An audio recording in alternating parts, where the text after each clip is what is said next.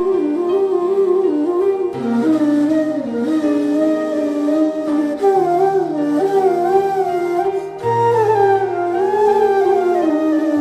श्री कृष्णा दोस्तों, आपके अपने अमृत साधना भक्ति चैनल पर आप सबका स्वागत है।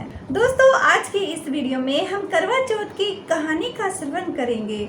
आइए गणपति जी को स्मरण करते हुए, उनको नमस्कार करते हुए हम कथा का श्रवण शुभारंभ करते हैं।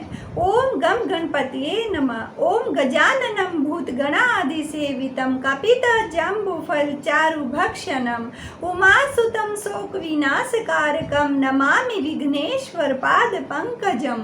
ओम श्री लंबोदर गज बदन जय जय श्री गणेश, विघ्न हरण मंगल करण काटो सकल कलेश। ओम वक्रतुंड महाकाय सूर्य कोटि संप्रभा निर्विघ्नं कुरु मे देव सर्वकार्येषु सर्वदा। ओम गम गणपतिये नमः। बोलिए गणपति महाराज की जय हो। करवा चौथ व्रत कथा महात्म्य। दोस्तों, करवा चौथ की व्रत कथा का श्रवण करने से पहले व्रत के विधान के बारे में हम जान लेते हैं। कार्तिक मास की कृष्ण पक्ष की चतुर्थी तिथि को करवा चौथ का व्रत किया जाता है। यह स्त्रियों का बड़ा ही प्रसिद्ध त्योहार होता है। साल भर से स्त्रियां इस व्रत के लिए बेसब्री से इंतजार करती हैं। सुहागिन स्त्रियां अपने पति की दीर्घायु के लिए यह व्रत करती हैं। और इस व्रत का विधान क्या है, आइए पहले इसके बारे में हम जान लेते हैं। एक पटरे पर जल से भरा लोटा और एक करवे में गेहूं भरकर रखे जाते हैं। दीवार पर या कागज पर चंद्रमा, उसके नीचे शिव और कार्तिकेय की चित्रावली बनाकर पूजा की जाती है। इस दिन निर्जल व्रत किया जाता है। चंद्रमा का दर्शन करके ही उनको अर्घ्य देकर जल ग्रहण करते हुए व्रत का पारण किया जाता है। उसके बाद ही भोजन किया जाता है। और दोस्तों, जहां महिलाएं अपने पति की दीर्घायु के लिए इस व्रत को करती हैं, वहीं पर पति भी अपनी पत्नियों की दीर्घायु के लिए, उनके जीवन भर के साथ के लिए इस व्रत को अक्सर करते हैं। कहने की बात है दोस्तों, कोई भी व्यक्ति हो जो भी चतुर्थी तिथि के व्रत को करता है, उसकी सब मनोकामना पूर्ण होती है। और दोस्तों, करवा चौथ का जो व्रत होता है, ये महिलाओं का विशेष त्योहार होता है। आइए अब हम करवा चौथ व्रत की कथा का श्रवण कर लेते हैं। एक साहूकार के 7 लड़के और 1 लड़की थी। सेठानी के सहित उसकी बहुओं और बेटी ने करवा चौथ का व्रत रखा था।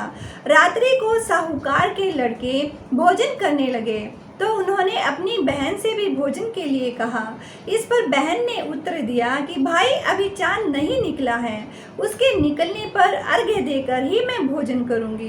बहन की बात सुनकर भाइयों ने क्या काम किया कि नगर से बाहर जाकर उन्होंने अग्नि जला दी और छलनी ले जाकर उसमें से रोशनी दिखाते हुए उन्होंने अपनी बहन से कहा कि बहन, चांद निकल आया है, अर्घ्य देकर तुम भी भोजन कर लो। भाइयों की ये बात सुनकर बहन ने अपनी भाभियों से कहा कि आओ तुम भी चंद्रमा को अर्घ्य दे लो, परंतु वे सारी इस कांड को जानती थी। उन्होंने कहा, बहन जी, अभी चांद नहीं निकला है, तेरे भाई तो तुझसे मजाक करते हुए अग्नि का प्रकाश छलनी से दिखा रहे हैं। भाभियों की बात सुनकर भी उसने कुछ ध्यान न दिया और भाइयों के द्वारा दिखाए गए प्रकाश को ही अर्घ्य देकर उसने भोजन कर लिया। इस प्रकार से व्रत के भंग हो जाने से गणेश जी उस पर अप्रसन्न हो गए। इसके बाद उसका पति बहुत ज्यादा बीमार हो गया और जो कुछ भी घर में था सब उसकी बीमारी में लग गया।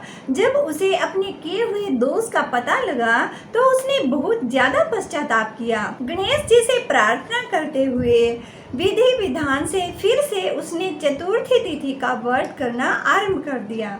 श्रद्धा के अनुसार सबका आदर करते हुए सबसे आशीर्वाद ग्रहण करने में ही उसने मन को लगा दिया। इस प्रकार उसके श्रद्धा भक्ति सहित कर्म को देखकर भगवान गणेश उस पर प्रसन्न हो गए और उसके पति को जीवन दान देकर उसे आरोग्य देने के बाद धन संपत्ति से भी युक्त कर दिया। इस प्रकार से शास्त्र में कहा गया है कि जो कोई भी व्यक्ति छल कपट को त्याग कर, द्वेष से मुक्त होकर, श्रद्धा भक्ति भाव से पूर्ण निष्ठा के साथ, सच्ची भावना के साथ चतुर्थी का व्रत करेंगे, वे सब प्रकार से सुखी होते हुए सब क्लेशों से मुक्त हो जाएंगे। गणपति महाराज की विशेष कृपा ऐसे व्यक्तियों पर जरूर बनती है। तो बोलिए गणेश भगवान की जय हो।